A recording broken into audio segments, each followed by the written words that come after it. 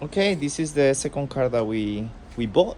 We bought this online, so hopefully everything is okay. I haven't seen anything like really bad, but I can see there are some like little scratches like this one, but nothing. I mean, this is a 2008 car, so that's expected.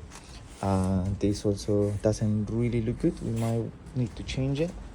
But besides that, I think bodywork is good. It doesn't really have any big or obvious dents. The lamps really nice. They're not scratched, super clear. It looks really good. Here we have little scratches, but I think we can remove this. Here as well, and it's just dirt. All look good. Yeah, I think it's good. Tires are good. Yeah, this is it. This is the second one.